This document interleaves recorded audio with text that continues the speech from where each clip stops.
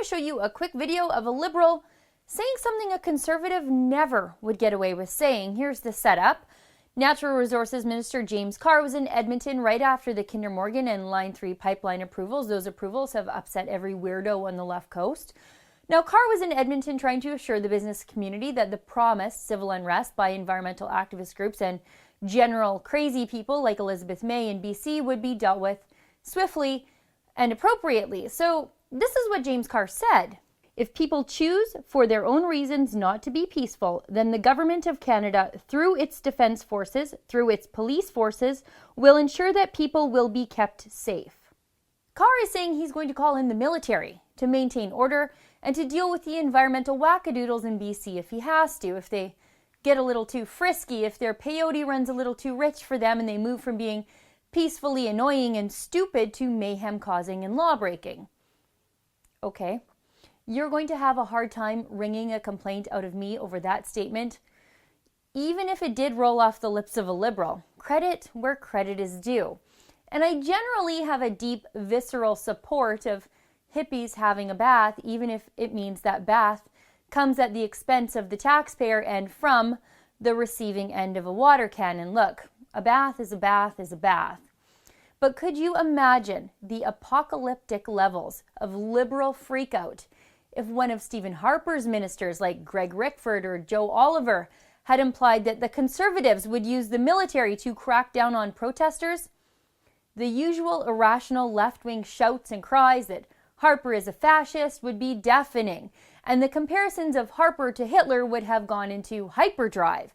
CBC might even convene a special panel of constitutional experts to call Harper a dictator. And the Liberals, well, they might even make an attack ad out of it. Actually, I'm old enough to remember that when Stephen Harper wanted to increase military spending, it was enough to prompt the Liberals to make an attack ad about soldiers on the streets. Here.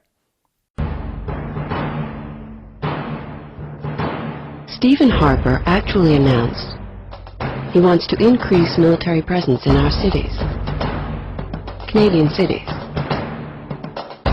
Soldiers with guns in our cities, in Canada. We did not make this up.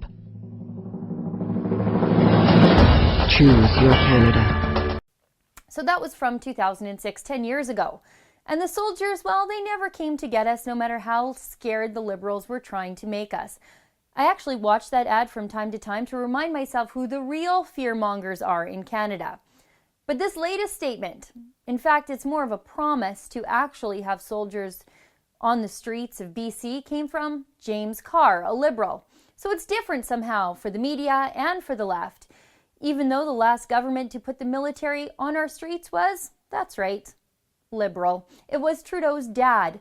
Putting soldiers in the streets is, well, it's the Trudeau family business. And yet, it's always the Conservatives who are smeared as the heavy-handed warmongers.